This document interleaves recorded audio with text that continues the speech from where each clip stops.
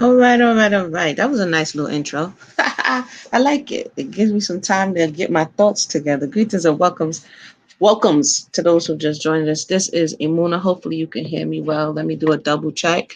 Put something in the chat if you can hear me. And then we are going to have a quick little discussion. Hopefully, if we didn't know, we're going to learn together. Mona likes to learn, and I like to learn together, so that we can go out into our respective places and have edifying discussions. Now, trigger words, trigger words, trigger words all around. Let me make sure that I could be heard on my side. I could be heard. Cool. So, this single mother conversation today, I was here, I said I wanted to talk about it, but then something came to my mind. I remembered the study that we did with the Lev Project, right? And it's interesting when you study the origins of something, because then you can get to the root, right? So basically, when we were studying the Lev Project, there's something that came about. First of all, let me rewind a little bit. America was a colony of England, right? England was the sole mother country, right? So they already had laws, they had statutes, they had legislation. America gets its freedom from rebelling against England, its sponsor, to come here and set up these colonies, and begins to put forward, it's kind of like a experimental type of thing that was happening, right? So they came with certain framework, and then they began to mess around with that framework. So when we talk about the root, let me switch over the thing here. When we talk about the root of, let me take this thing off the screen. What's going on here? When we talk about the root of single motherhood, we have to look at. Hey, Nigel, it's been a long time. What's going on, Nigel? Nigel from my ADOS conversation days. What's going on? When we look, we could talk about it in Africa and in we could talk about it in different places, but this particular conversation, being that I'm a little bit more versed in this particular conversation, this is where we're going to speak about it. And so the reason why it's important to speak about it in the context of legislation, law, and governing society is because what we're seeing today is not just cultural. It's not just, oh, the men, oh, the women. This is legislation. So without further ado, let's talk a little bit about what was going on then that caused this shift in legislation. And I don't want to get ahead of myself, so I'm going to read, and pardon my Latin, because I didn't take Latin. So Partius Secutor Ventrium. Welcome to those who just joined us. We're looking at the roots of single motherhood in America. Why? Because A, we're living in America, and B, it's a problem, and many people are hollering, it's a problem here, it's a problem here. All right, let's look at it.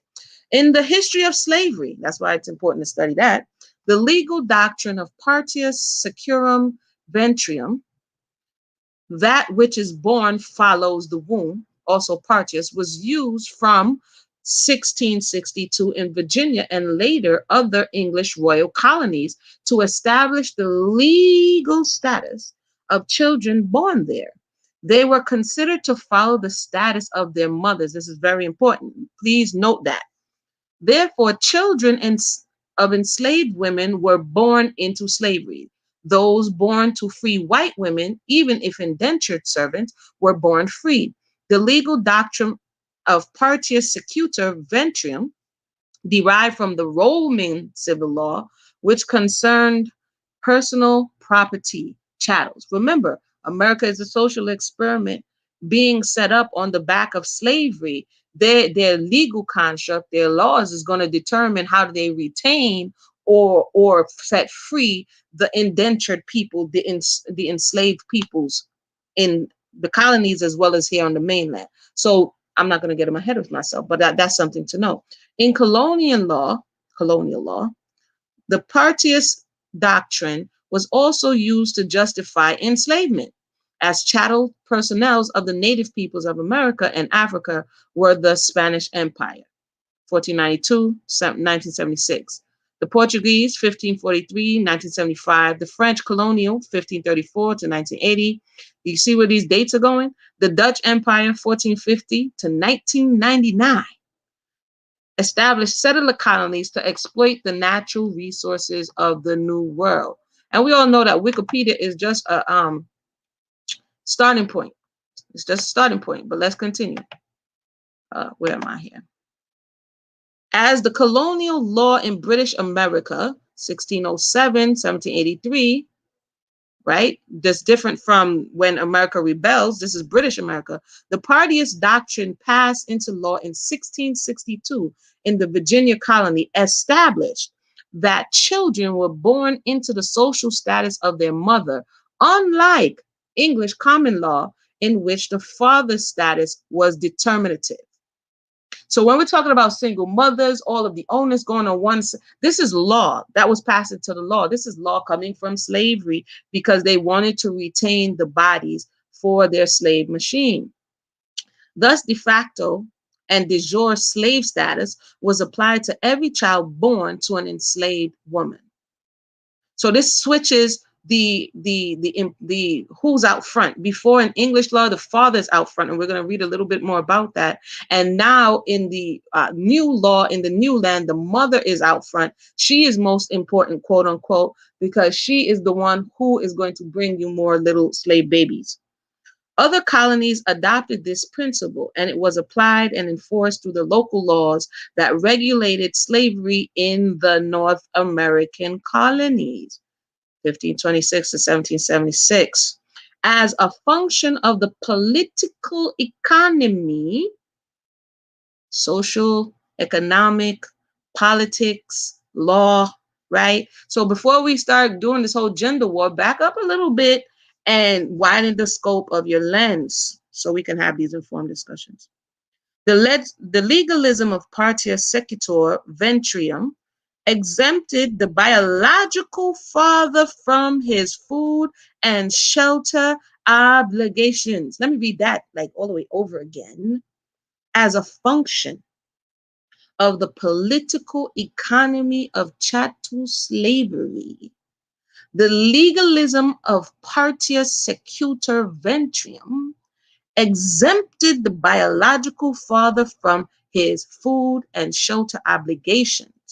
Under English common law towards children, he fathered with a slave woman. The denial of paternity to slave children secured the slaveholder's right to profit from exploiting the labor of children engendered, bred, and born into slavery. But it also meant that mixed race children born to white women were born free. Early generations of family of free people of color in the Upper South were formed from unions between working class white women and African or African American men. So we're not just looking at one thing. We're looking at so many levels just in these first 4 paragraphs. The European man could he could impregnate like the master's children who's running around the plantation. He could impregnate the melanated women, the enslaved melanated women on his plantation and not have to claim that child and use that child for labor.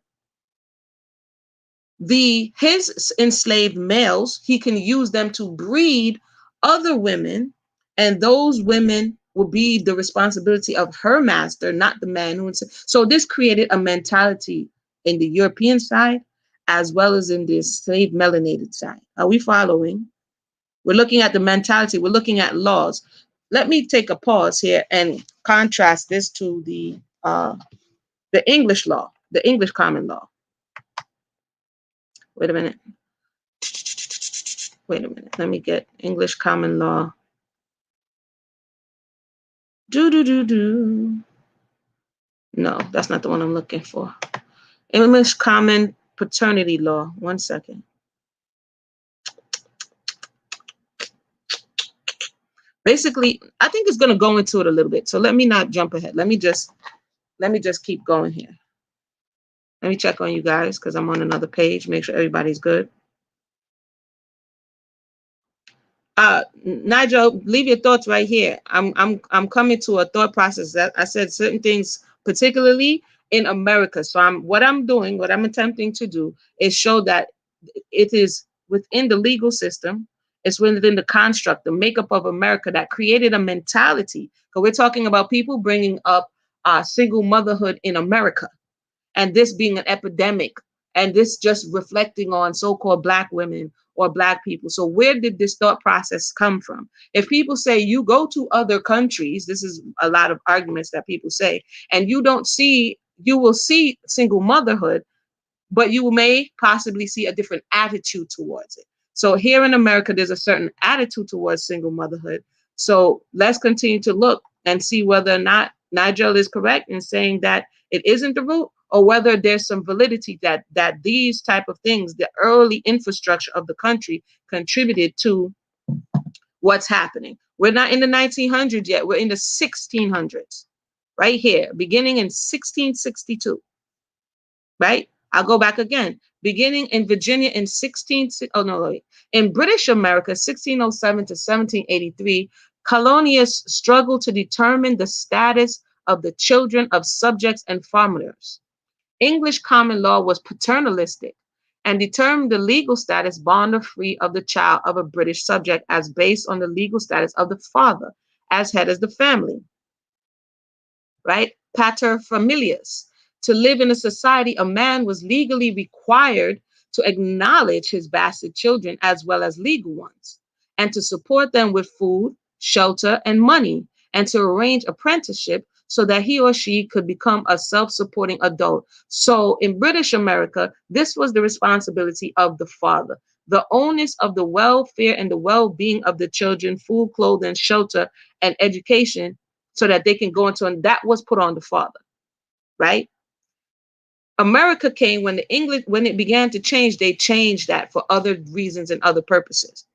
It says regarding chattel, English law indicated that the increase in profits generated by chattel, livestock, or mobile property accrued to the owner of said chattel.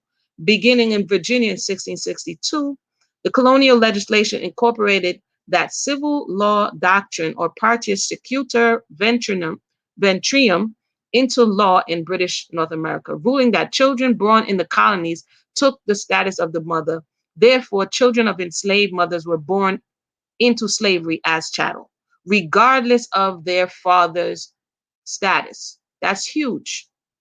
This is huge. Considering what the father does, considering what the father is supposed to be responsible for, considering that society is the one who was holding before the father responsible for his children, because if he did not feed, clothe, and shelter and protect these children, then they will fall into the hands of society. So society felt it necessary to hold him responsible. That changed.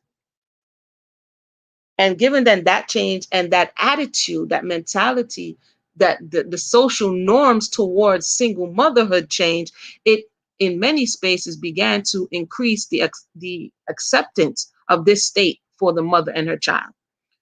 It says it was associated with the civil law in Britain, but there the Partius legal doctrine did not make chattels of English subject. You could continue to read this over here. I think it's very important. Like I said, I reflected back on a lot of the studies we did during slavery, because some people would say it doesn't have anything to do with it, but I think it definitely does. They go into mixed races, X, Y, and Z. I have an article that I want to pull up now. I'll put the name of the name of the law they started to follow. Oh, there goes Nigel being all nice. He already put it in there for me. Like, see, part of the issue that I notice in conversation is when we jump around without any clear understanding of maybe what the point is and something that we should, stick a pin in or take note of, then it's like we begin to mix things. It's a mixed bag. We put all these things in the pot, right? So for right now, we're putting this on the table because it sets the framework for what we are about to experience. Put yourself back to the 1600s. This is the framework of what we are about to experience going forward. You can't get to the 1900s until you pass the 1800s. You can't get to the 1800s until you pass the 1700s. Everything that happened, for instance, when they had Baker's Rebellion, when a lot of melanated men were marrying white women, European women, early on, right? And then Baker's Rebellion happened. And then they begin to go and begin to change laws. And this is the laws that changed the culture and changed the status of people. And each time something happened, it was a work in progress. It wasn't already set in stone because America was an experiment to a certain degree. So this is something that happens at the formation, the conception of America, that is very important to take a look at. And when people are having, you can't, it's like trying to have the conversation about what the real issue is way down the line. You know what I mean? You have to go digging to really find out where it's coming from. I mean, partia sec. Oh wait, I didn't switch over my thing for you guys. Hold on 1 second. 1 second. 1 second. Do. Oh no, you do see it. Oh.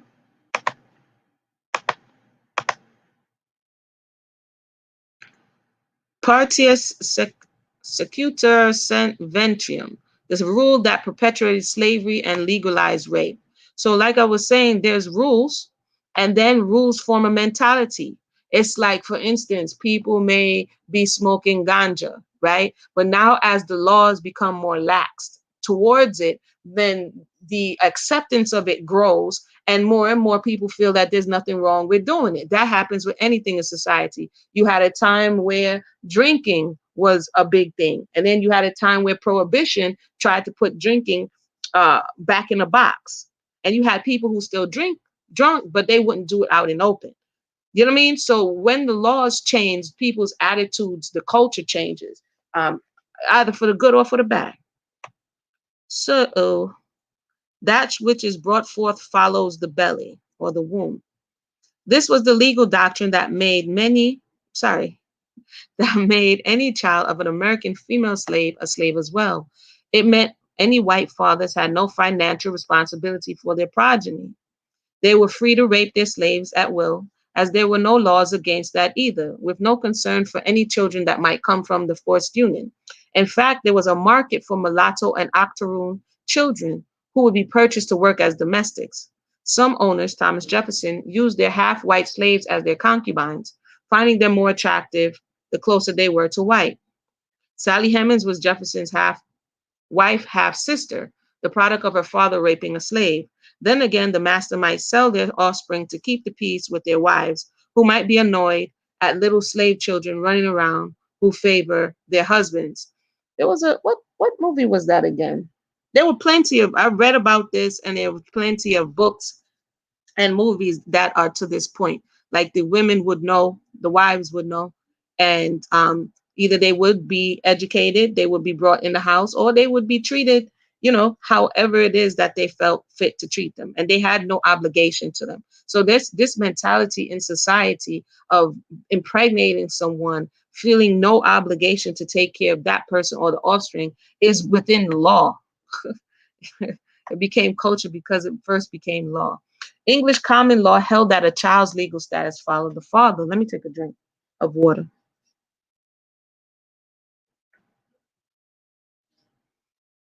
Men could be forced to provide at least nominal support for even their illegitimate children. English courts preferred for the father to take responsibility, sometimes providing apprenticeship so the community didn't have to care for the child. I said that before, right? Those laws no longer applied across the ocean. The colonies went rogue. Oh, did they? And adopted new laws in 1662, freeing them of any responsibility for the 10 slave children they were creating. It also kept the number of free Black children low, as any child born to a female slave was also a slave.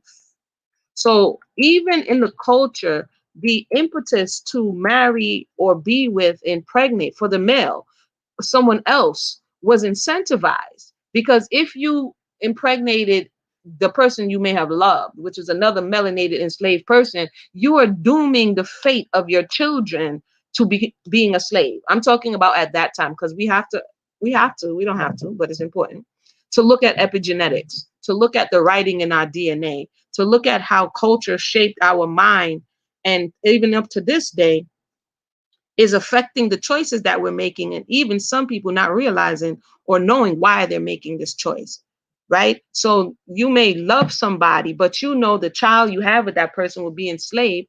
You may be incentivized to get with someone else who would allow for your child to be free. right?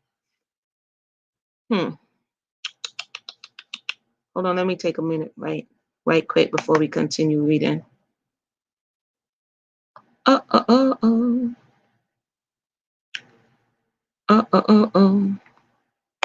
I know it's not as sensational as many people would like to make this topic, but you know, not talked about in proper society were the children of free white women and black slaves, or quote unquote black slaves. White women who weren't sure that what color the child might be got could get a legal abortion those days. Cottonwood was a remedy known to slaves who sometimes refused to have children after being raped or as often as the master would like. In the show Underground, I think her name is Ernestine. I think her name was Ernestine. You see her character with the root of the cotton tree. It had abortive qualities, and there were people in the community who understood what to do to induce abortion or to induce miscarriage. And so this is one of the one things that many of the enslaved peoples of that time knew. Some women would be forced to have over a dozen children if they survived, as death during childbirth was relatively common. And there were some, I mean, this is a little bit off topic, but this is what incentivized also having many children. It wasn't necessarily for your benefit because you know the slave master could do what he want, but some slave masters promised the woman that if you bring me a certain amount of children, then I'll lighten your load, I'll give you easier work, I'll set you free. It really just depended on the slave master. He incentivizing the woman to continue to produce because she didn't have to worry about the man who impregnated her taking care of them. That was the slave master's responsibility, right? So when it was advantageous, the popular culture wanted and encouraged this type of behavior, right? The rare slave would be offered their freedom if they produced enough children. Sometimes the dark child of a white woman was abandoned or given away, usually just sold off, although technically they were legally free. And the issue with some people for this, and this is almost coming to a close, is that they had to prove it. You know what I mean? It's not now where you could just scan your phone. They had to prove that, you know, they were the child of a free white woman or whomever. It says there was a growing population of free blacks in America by the year 1810.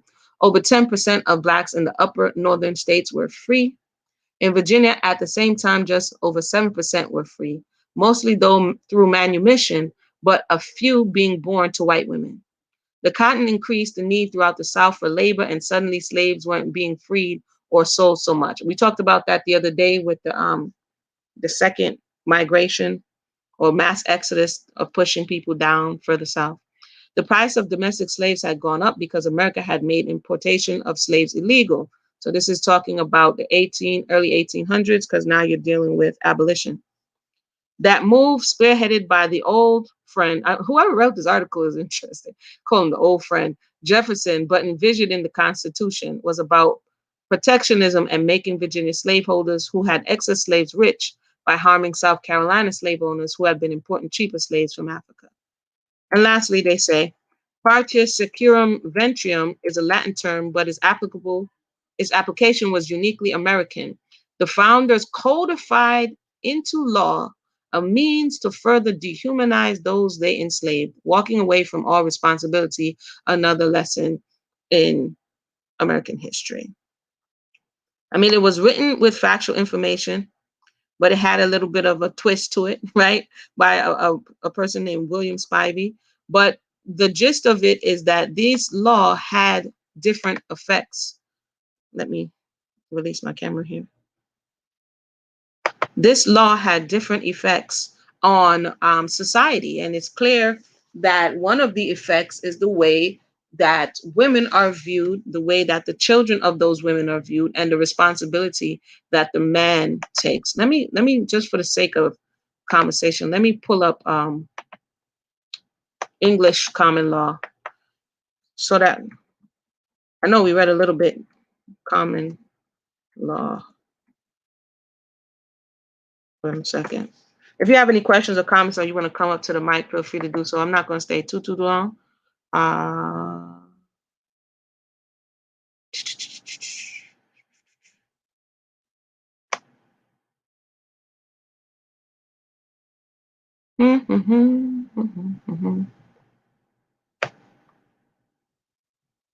do do do.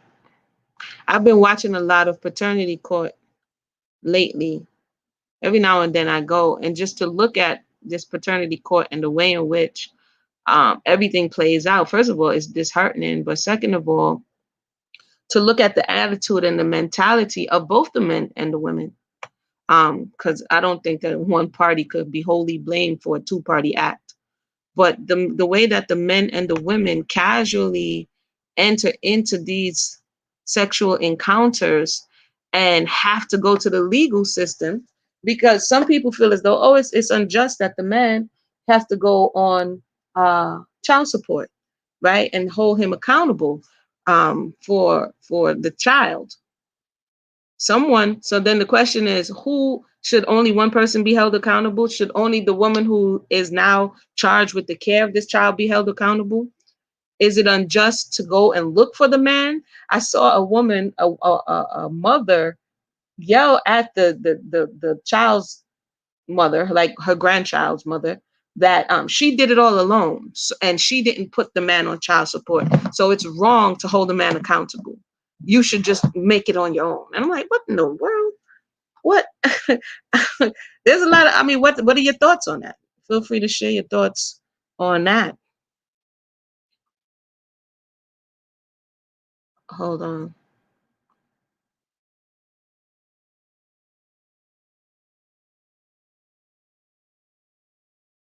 We might have to come back. I want to go back and go to English law, but I'm not able to do that now. I wasn't prepared for that. I was just trying to see if I could. So let me see. Let's see what anybody is saying over here. What is Nigel? Nigel, what's going on? Nigel says he disagrees. Nigel, you want to come to the mic? Let me give you the link. Hold on. Let's put up the link right here. Nigel says, I disagree with this scholarship. Black American single motherhood today is due mostly to the CIA.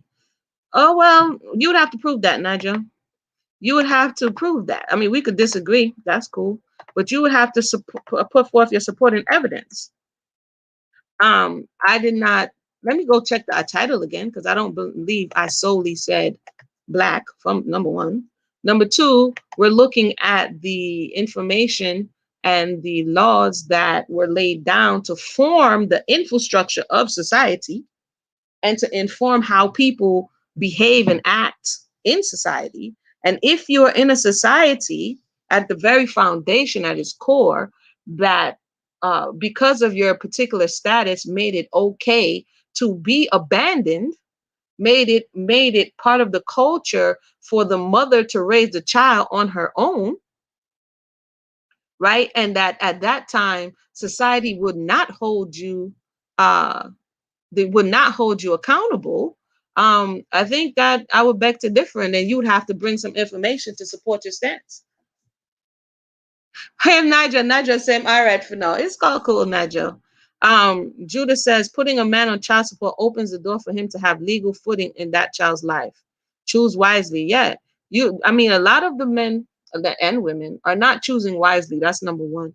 They're not going into this sexual act as if they're creating life, right? So a lot of people are entering in for play, like this. It is not for play. Casual, quote unquote. A lot of people are entering in just because, oh, they were bored that night. And when life is created, people are surprised, right? So that's number one. So then how does this technically work? We live in a society where men feel they have access to women that they're not married to, they have no intention of marrying. And I think there begins the errant thought. So solely for satisfaction, solely for whatever personal reasons the man may want to be with this woman, it definitely is not in the right context. And this creates an environment. If we're going to say the man is the lead in the head, then we have to charge him with creating a environment, an atmosphere that uh, perpetuates this type of thought process, right? Why would you approach someone who you have no intentions of doing right by to humble them in the most intimate way? What thought is that, right? But before I wanted to go to say where's the man's thought and where's the woman's thought, I really want to look at the culture that tells you at this point in time, yeah, you can do that, because she has to prove, right? She has to prove when she takes you to court, she has to prove you're the father, right? So the burden of proof is on the woman in this day and time. All right, then what Nigel over here say? Nigel, let's concentrate and focus, okay? And that is why we lay where we do. Yeah, we have to focus and concentrate. Let me know if this was helpful, if you have done any study in this area. I know people would like to get to the Monahan report and feminism, but no, this started way before then. This started way before then, as we are seeing in the very formation of this country. The attitude and the mentality of who's going to hold you accountable. Who, male, if you find someone and you impregnate 10 women, I know somebody who's impregnated, have children all over, who's going to hold you accountable, right? If there was no child support system before that she could put you on child support and you impregnated all these women, what could anyone do to you? So therefore there's no real boundary, there's no real need for him to stop, because who's going to stop him? But one of the, I see just in my observation, one of the resentments, one of the qualms that men are having is that now he can be held accountable by the system. Now somebody can affect real consequences in his life for his actions. Before then, you could just do it, and you know what I mean? She just cry, and then you just deal with what you got to deal with. Tell me if I'm making this up, or is this valid? You can walk around and have how many different children, and it mean nothing, make me no matter mind. But now what happens is she has to go to that same system, the same system. She has to go to the same system and ask them for help. And when she goes to the system and asks them for help, what happens? They're now going to say, well, first of all, before I help you, where is the man that impregnated you? Because the system didn't impregnate you. And so now when she has to give the name of the man who impregnated him, meaning hold him accountable and hold him responsible, now he's compromised financially. Now he's compromised with the legal system. And now there's real life repercussions for the behavior. And in many spaces, instead of tapering down the behavior, I'm hearing a lot of men angry with the women for going to the man and to the system. Now, I'm not advocating for any of this. I've seen it up and close and personal with people in my family. I'm not advocating for it. I'm just observing what's happening. Instead of saying, you know what, stop going around casually laying with all these people, you take that anger and put it on the woman. Well, you should have known better. Why did you go to the system? So how is this supposed to go? Anybody want to come up and share your thoughts and let me know, how is this supposed to go? Make it make sense. See how, let's see, the culture versus the family. I'm trying to work out my thoughts concerning accountability and the real responsibility, rearing, caring for the children. Yeah, we were supposed to come back, sweetie, and we were supposed to come back and do responsibility, because we did accountability. And like you said, it's going between who account and who's responsible. So again, in the old world English common law system, the man was responsible, and then it says exactly what for food, clothes, shelter, and an apprenticeship to making sure that child grows up to where they will be a valuable contributor to society. Now, when it switched over in the Americas, where he no longer was being held responsible and accountable for his action, it kind of opened the door. It kind of opened the door. and to what we are seeing. If one can say that this is what's happening, Nigel, this is not an FBA ADOS conversation, Nigel. This is a conversation about culture, law. Let me know, drop it in the box and let me know any laws that you have come across that may have contributed to what we're seeing right now. That would be helpful. That would really be helpful. Y'all just say hi to Nigel in the comment section. He's been around for a minute, so I'm gonna let him rock. But as long as he keep it clean and respectful, we're gonna be good. So once again, the thing to study, once again, once again, the thing to study is parta secutor ventrium. It means that which is born follows the womb. And so now that we are following the mother, the woman, a lot of the onus falls on her. Everything that doesn't happen falls on her. Everything that the male didn't do falls on her. The fact that he's not present falls on her. And society is holding her wholly accountable and responsible for everything that happens to the child because he wasn't there. He was absent for one reason or the other. Right? Let me see here. I'm a firm believer that women should be easy on these males. We should not give them access to us should not be easy until they step up as men and handle their business as such. If they cannot be responsible, they cannot have us. And that's part of what's going on, Judah, is that the bar is kind of low right now. And given that this is what's happening in society, the women, I would agree, have to level up. Because once you open the gate, it's really hard to close it again. That's where the power lies. A lot of people um, don't believe it, and some of this Kevin Samuels material is showing that there's a level of manipulation in the area. If the woman, and I've heard him say this, if the woman comes and says, I'm getting my life together, I'm no longer going to give my body over to just anybody, he'll tell her, well, how old are you? Well, nobody's going to want you. What are you keeping it for? So it's this whole thought of, lower the property value so that I can come in and get whatever I want. And I'm still going to discard you anyway. So if you're going to get discarded anyway, why allow yourself to be defiled? Like, that kind of makes no sense.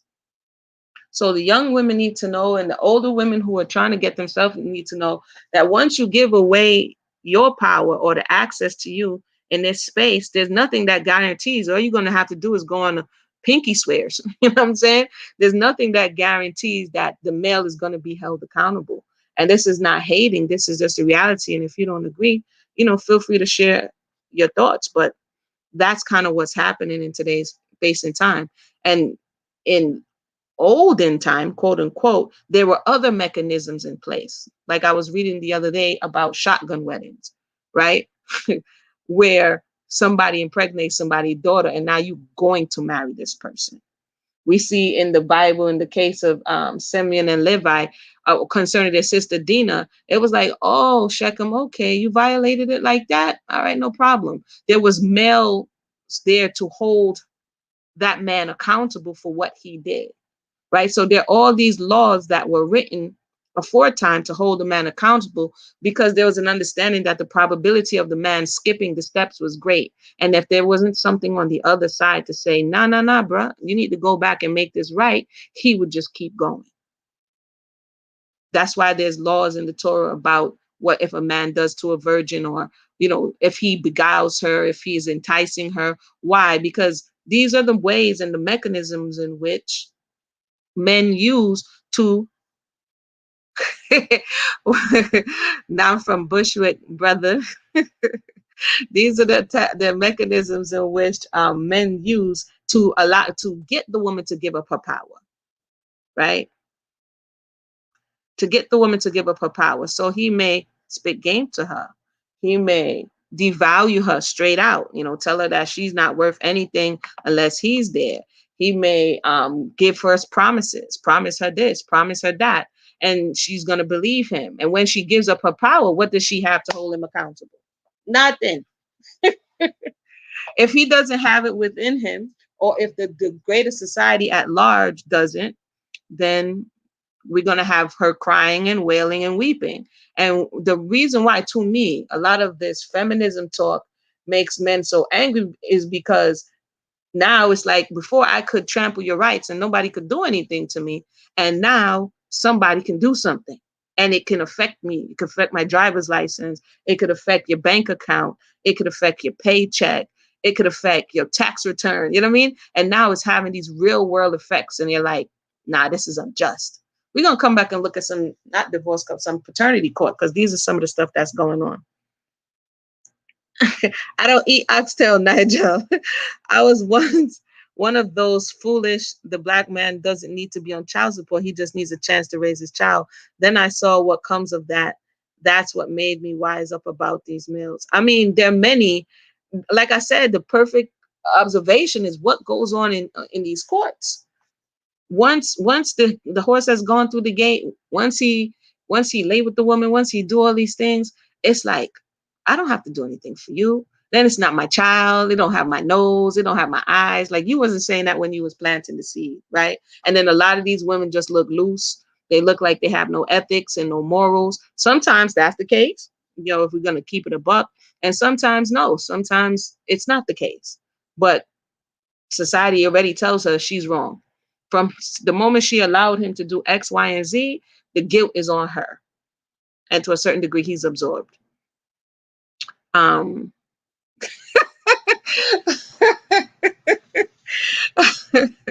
Anybody have any questions or comments? Naja, you tripping today. The dark sauce on the oxtail is called browning, bro. Browning is also another thing that comes from a level of uh, learning from the sugar plantations, where you brown the sugar so that you can get a darker color on the on whatever you're cooking, the meat, the chicken, whatever the case. So y'all got me. They put a little oil in the pot, then they burn the sugar, and then you begin to cook whatever it is you're cooking. But I would say this new browning that they have in the bottle is a no-go, because chances are it has a lot of poisonous additives and preservatives in it. That's just a Muna on the health tip. So that stuff that's out the bottle, unless it is 100% above board, I usually don't use it. It's not about misfortune, Nigel. The same thing, I told a story yesterday. I don't know if you was here yesterday, but I was having a conversation about my observation of polygyny in Caribbean conversation and mentality. This is not necessarily about a misfortune. Again, people are all up and down this internet. And you already know my conversation since ADOS conversation. So my thing is not to highlight any misfortune. My thing is to dispel any manipulation of the narrative, any revisionist history for the purposes of pitting people against one another, lying to control the people. That's my issue. So if we're going to talk about single motherhood, and you're going to point to welfare, and you're going to point to the Monahan report, that's not sufficient, because that's not showing proper scholarship. It's not being honest, right? So my thing is not, it's not one against the other. Everybody was dropped off at different points, so that makes me know, never mind. My issue is, what are we doing with this information, and are we causing people to come together in unity and truth, or are we actually splintering the people more and more? It's all, yeah, it's a choice. Yeah, and there's plenty of them. There's plenty of them that don't marry these women and populate children all over the place with these women. I mean, in doing a little research before Derek Jackson fell off, it came to light that his father was Jamaican. And I was like, oh boy, that's bad news blues. His father was Jamaican, and he didn't even know him, and he grew up here in America, and you know, and he didn't have a connection with his father the way he should, because he didn't rear him. So there's many things that are similar. It's not about Jamaica and America, or the Caribbean and America. It's about human nature, and humans are going to do what you allow them to do.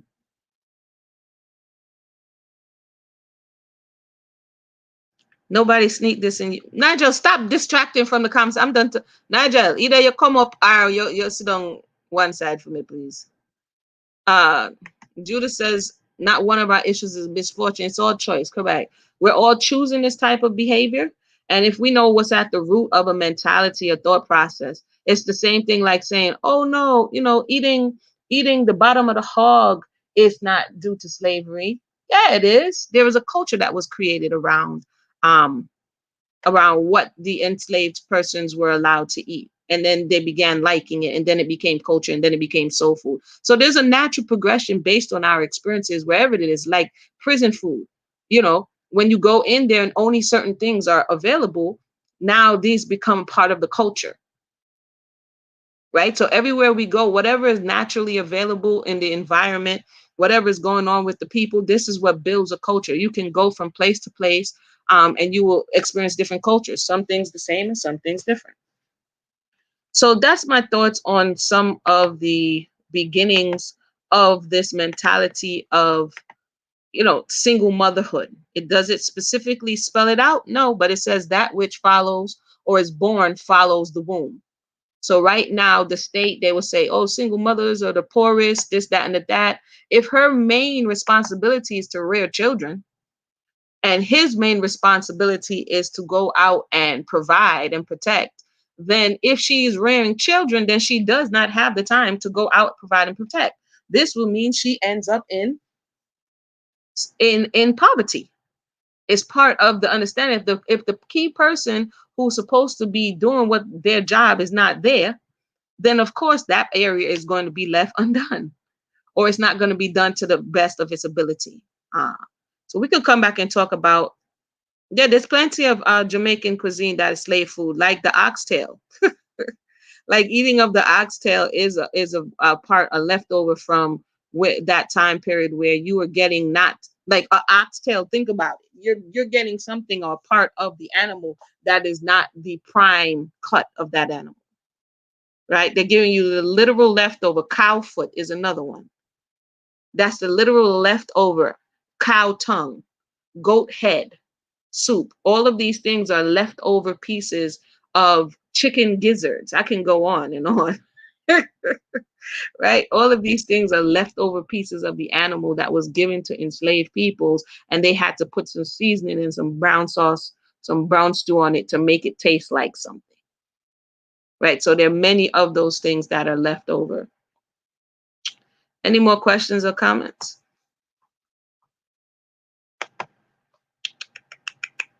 While you're talking, I'm going to look for something here. I just want to see.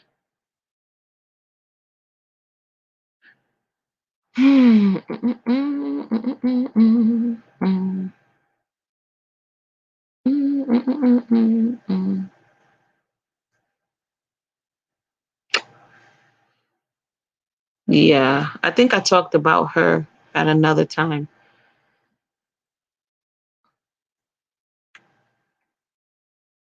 That's pretty much what I wanted to share. From here, we can continue the discussion of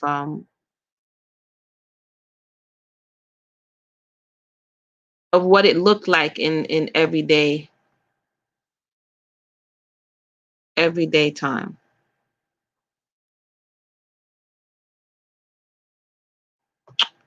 With that said, nobody wants to come up and share their thoughts today, and that's cool.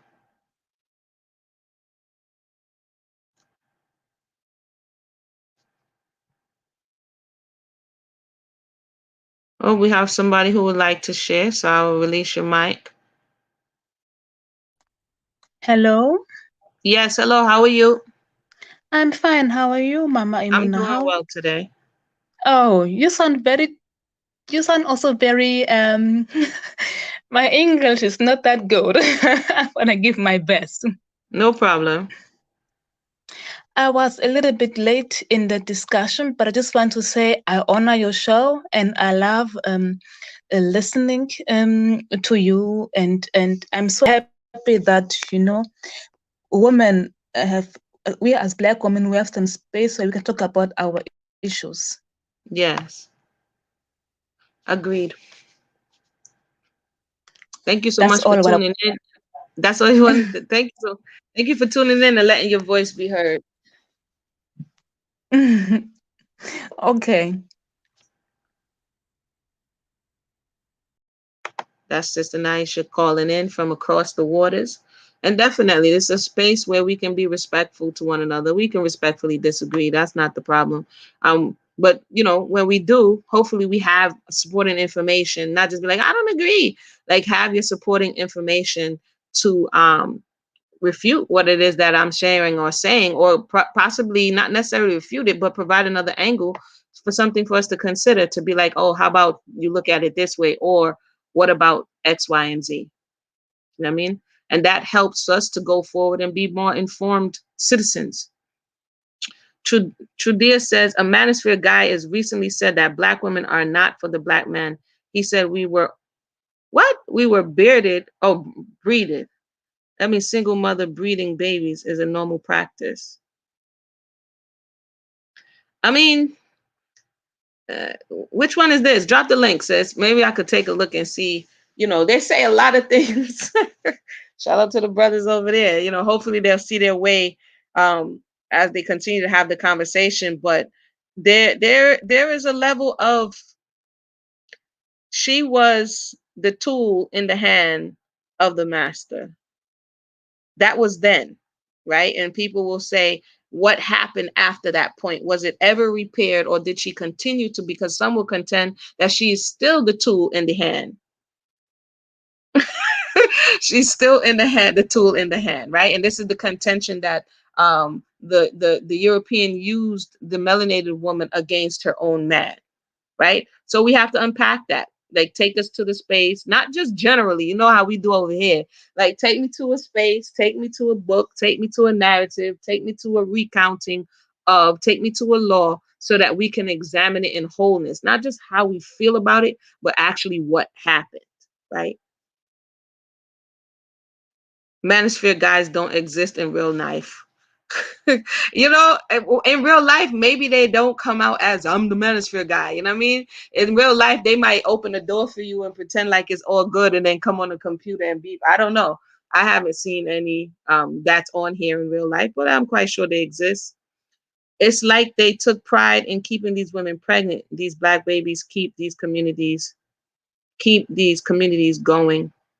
Um, we can look at that as well. What is it? If a lot of people are not going into the act trying to impregnate someone, then what is it? What is going on?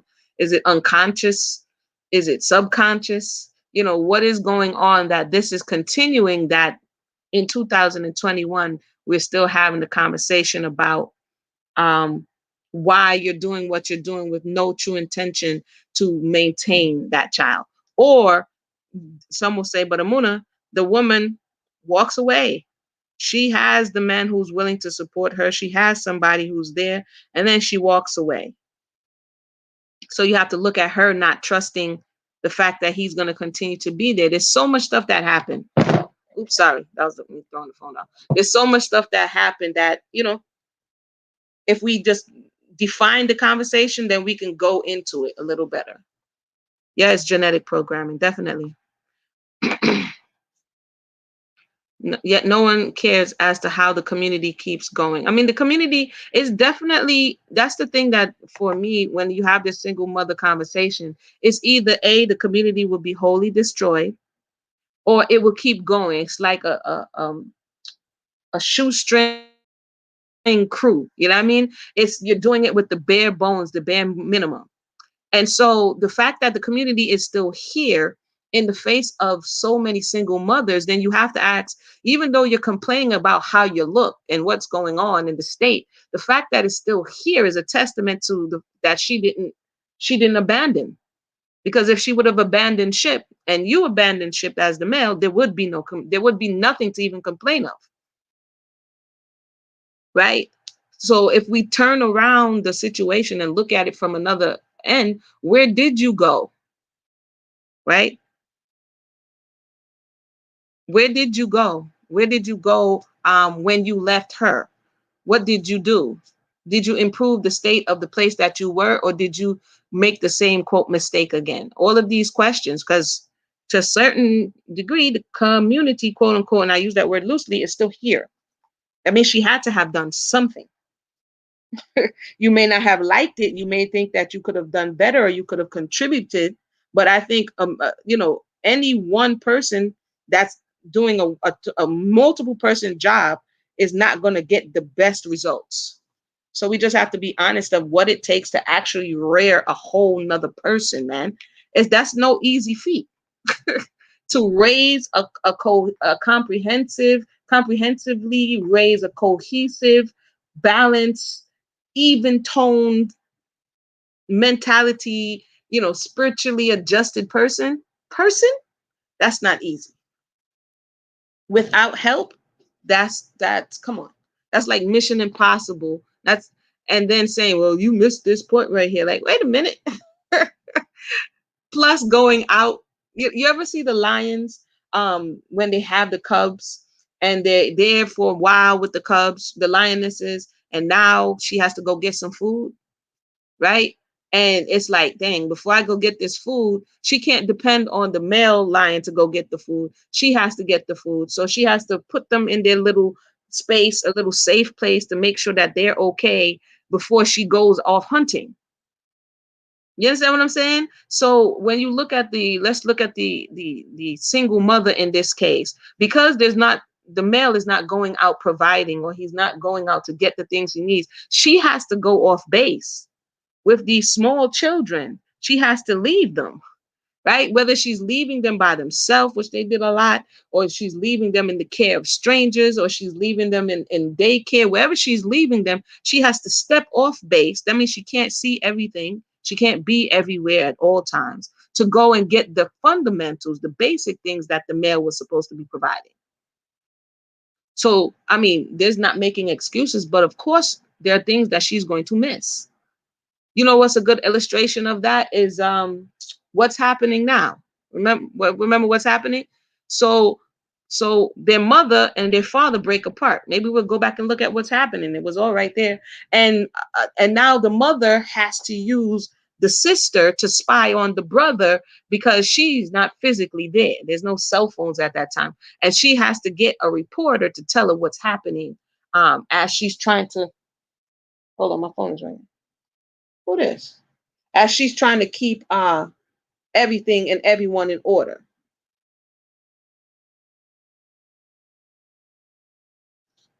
Let me read some of these comments. How dare you say she did something? Yo, she says, I'm sorry. All she does is make up and eat crab legs. I mean, yeah, it's we're not being honest. We're being disingenuous. We are looking to blame if we don't say that the fact that they are here is a testament to her doing something. You know what I mean? And when you look at some of these women, even on this paternity court, it's like the pressure.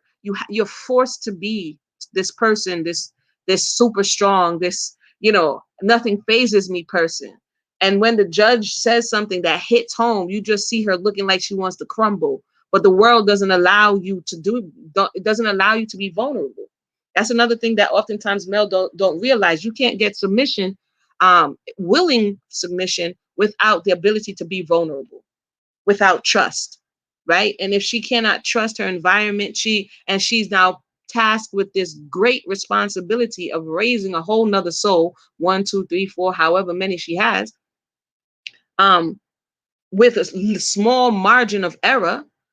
For some people, it's too much. For many people, it's too much, and they have to find other ways to cope with the levels of stress that's on them. It's not making this, that's reality. Some may turn to drinking, and some may turn to smoking, and some may turn to partying. They're going to find some type of escape to deal with the levels of pressure that's on them. Trudea says to raise a child takes so much, you sacrificing so much, even yourself. Not everyone is willing to do that. Some Black women would rather walk away because it's easier. Yeah, it's easier. They don't have the tools, to be honest. A lot of it is economic. uh like I said before, the woman doesn't have the same responsibility and duties as the man. So he may be more inclined to walk away, where it's rare that she can, right? So even when she doesn't have the tools, she has to make that dollar out of 15 cents. She has to make it happen. And he has more leeway, I guess, in that area. And we see it through history. Okay, Naisha is back. She wants to share her thoughts. Let me read these few comments, and then I'll bring you up back to them. Actually, please watch Harvest of Shame. Yeah, I watched that one. I remember there's a black woman who had several children. She went to work in the farm, and she had to leave her kids alone, small children, no man around to help. I watched that years ago. That was definitely a good documentary. When you look at daycares and the concept of daycares in even during the enslavement period, when the women had to still go out to the field to work, and they had to leave the children. We read, actually, it was illustrated in the book Coming of Age in Mississippi, and that wasn't even slavery. Coming of Age in Mississippi was an autobiographical novel, if I'm not mistaken. And when you read it, she was babysitted by, like, I think her older cousin of some sort. So they would often leave smaller children in the care of barely older children because they had no other choice. All right, so let's go to the phone line. Oopsie. All right, Nyasha, you can go ahead. Yes, hello. Yes, we're here. Yes, and this is so true because and my question is just if we as a woman, have to work. The thing is, we all have the stay-home mom dreams, but if I can be personal, my father never gave my mother any money, and he had a PhD. So Wow. I hear you, and also the family when they are saying the man, you know, should do his part. But I think there's also something that we are not talk about. It's also this men who have jobs, who make money, and who don't give it to their family. And then if the wife is the one who is the breadwinner, most of our men are not trained to cook, clean, or even take care of their own children. And I hear even a lot of women, even black women, say to me, a man's job is not to cook and to clean; it is the woman's job. And I understand where they are coming from, but in those days we are living in right now, a woman also go to work.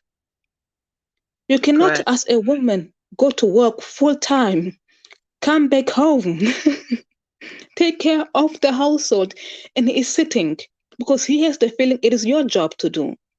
Right. So those are things also we need to talk about, and also, and also watching my mother, and she was, I think, when I think of my mother today, I think she was under depression. Mm. Because when I think of my mother, she wasn't very emotional. When I barely have memories of her. Mostly she was in bed while watching television. That's all she was doing. Of course, she was cooking, but I think of the abuse that she was suffering in the home that I see now and not back then. Because Mm-hmm. he was the breadwinner, he was making the money, so he was making all the decision. And even we as children, I myself was disrespecting my own mother because she was just a homemaker. Hmm. What can you tell me? Absolutely, and I think that it is a very how do I say, a complicated situation, how we can balance that. But those are things I think, we need to talk about. And also, Emuna, I'm a woman myself. And sometimes we as women, we want attention, we want to feel loved. And sometimes we do search it for men. And we all know what men want in the end of the day. I'm not I am not excusing the behavior of being a single mother. It's not what I'm doing, but there could be a lot of things that, you know, take a place. We are not all wild black women who have no senses. somehow I feel we get shown that way in the television. And I remember when I was watching R. Kelly documentation, and there was a black woman, and she said something that was so painful. She said all those R. Kelly girls were just hot 16-year-old. And I just said, wow, just some hot, uncontrolled, wild black woman. And it is so sad. But Hmm. maybe I'm going off topic. I don't know. Nah. No, I mean, you made some good points. There's some things that we definitely would come back and look at, which is the making it to seem that once you, like you said, you're in the housewife position, that all your troubles go away. And that's not true. A whole new set of troubles can arise if that position is not dealt with respectfully. Like if the people within the home, if the husband does not respect her position, and I said this before, because the housewife is not necessarily valued in the marketplace, the larger society. She does not earn, unless the husband gives her some type of allowance, she does not earn money that can be transferred to the outside world. So this creates a situation for her that she cannot necessarily go beyond the home, and she is at the basic whim. She's at the mercy, that's a better word, of the husband, right? And this is something that a lot of housewives, and we can go back and look, were depressed.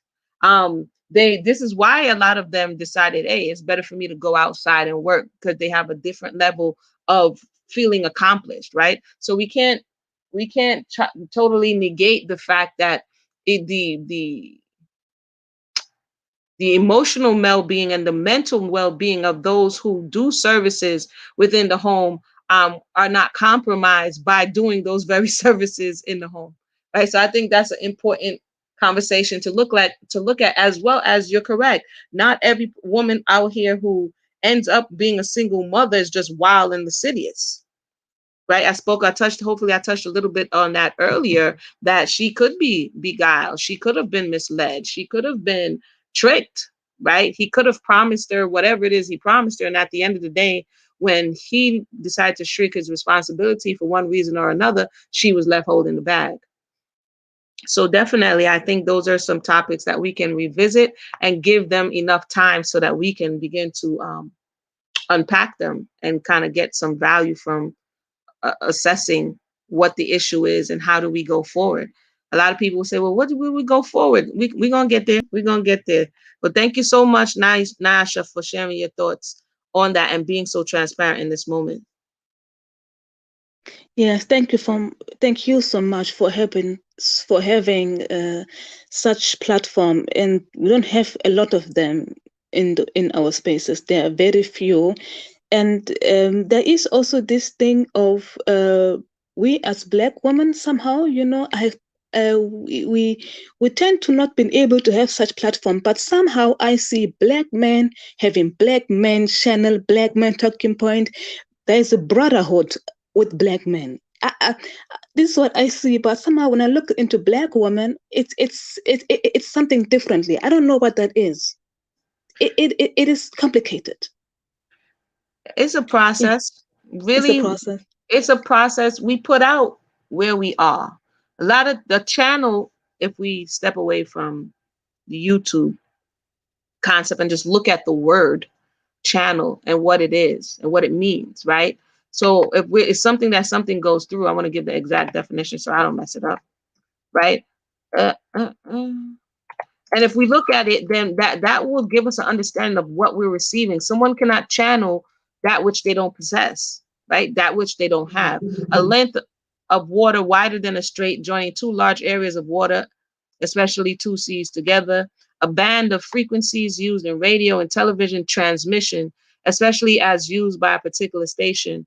A medium for communication or the passage of information. Therefore, we're going to communicate what is within us.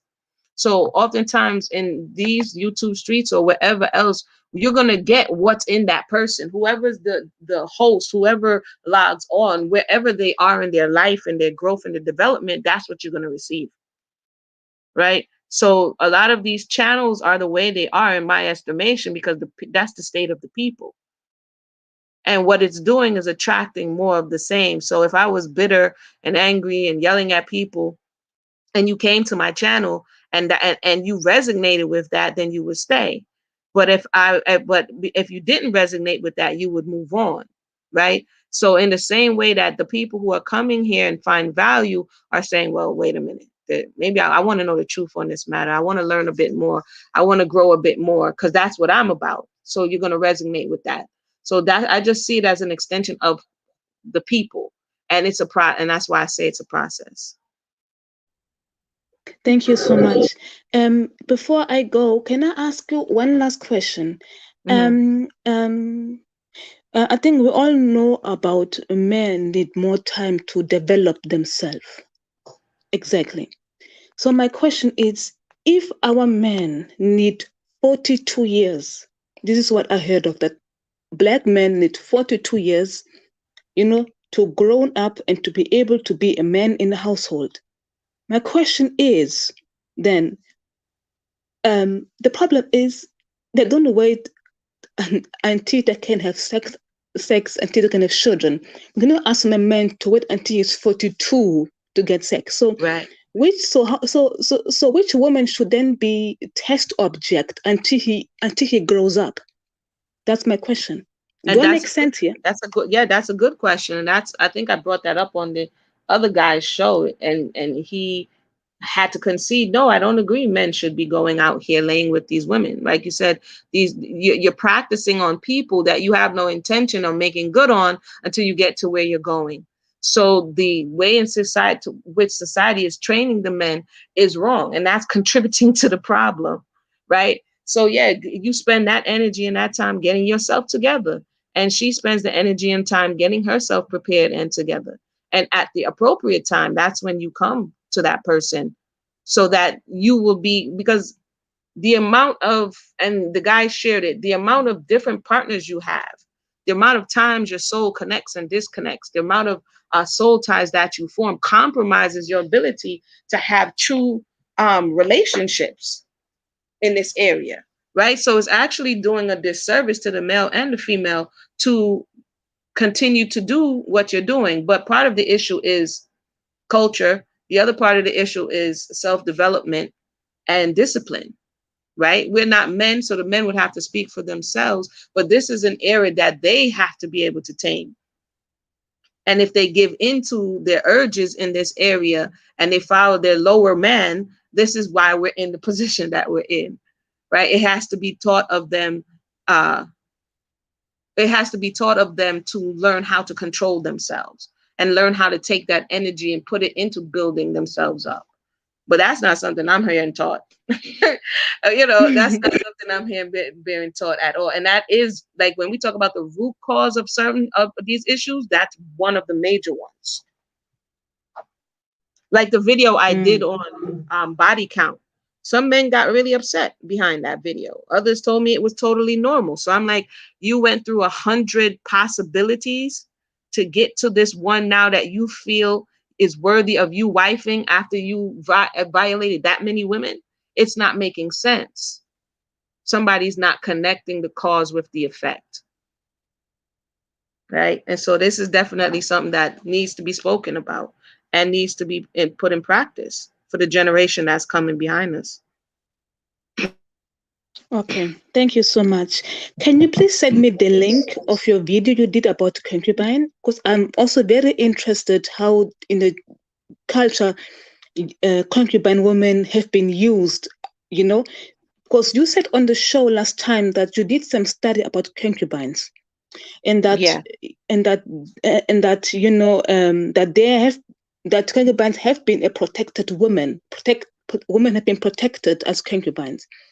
And I would really want to see where exactly you did your study, and I also want to see what you meant by that, because Yeah. Mm-hmm. yes. No, I would have to revisit it. There's so much in my mind that, overall, it's just in different cultures. They wanted to kind of give, uh, even though she wasn't wife status, they wanted to give her a place or a male that would be responsible for her to the greater community, right? So that would be equivalent to some degree to today's boyfriend and girlfriend. They're not formally committed to this person, but oh, that's my boyfriend, that's my girlfriend. Um, just off of my head, that's a lot. Some of what I remember about this concubinage thought is that it's another creation of man. I would say it's a position created by mankind. But I'll take a look back at that. I have to go back into my notes. Okay, thank you. Thank you so much. I thank you.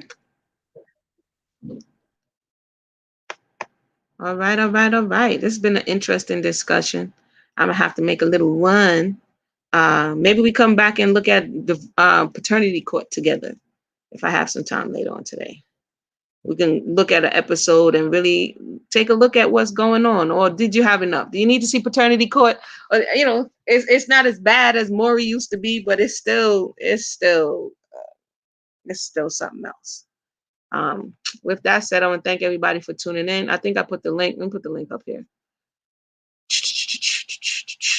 The link to the article we read, unless I erased it. I think I erased that. But I'll put the link to this, and you can continue to do your own studies and share your thoughts. What's this here? Um, some years ago, spoke to me about a man I used to date. He said to me he was finally going to get himself together at 45. I was like, 45? I was shocked. I didn't know that was actual fact. Yeah, I mean, even you see in how old was Jacob when he goes to Laban's, if you're biblical, he's 40 years old, right? You see it even in the Bible. They're of a certain age because there's a process, I think, for them that they go through, a maturation process that oftentimes some of the issues is the premature maturing, right? The man is like I saw a court the other day. The boy, he couldn't have been more than 20, right? And he's impregnating this young girl. He's not in the position to maintain this young girl and the child. He's not. He's still at his mother's house. So some of the stuff that is being done and that we are doing and allowing is backwards, and it's contributing to the problem. You're not grown. I did a video 18 is not grown. And some people was like, yes, it is. I'm like, no, it's not. You can't maintain yourself. You can't fully provide for yourself. If you were male, you wouldn't even be able to fully support yourself and any family that you create at the age of 18. You don't know up from down at 18. You still have a lot of growing to do. But it's our mentality to um, but in other countries, especially certain places on the continent, there's an awareness that you're not wholly grown when you're 18 and that you have to be able to prove yourself in certain spaces. And when you get to even keel as a man, now you can go out 35, going forward, you can go out and say, when are you going to get a wife? But before then, they're like, when are you going to get education? You know what I mean? When are you going to do business? When are you going to show yourself, show and prove that you can stand on your own 2 feet? Right? So that's kind of a lot of what's going on now. People are not ready, and we're running out here or willy nilly. That's just my thoughts. And if you don't agree, feel free to share your thoughts. Everybody, thank you for tuning in. I'm gonna make a little run. If I have some time later, we'll come back. If not, I'll see you again. All right, everybody, have a blessed day.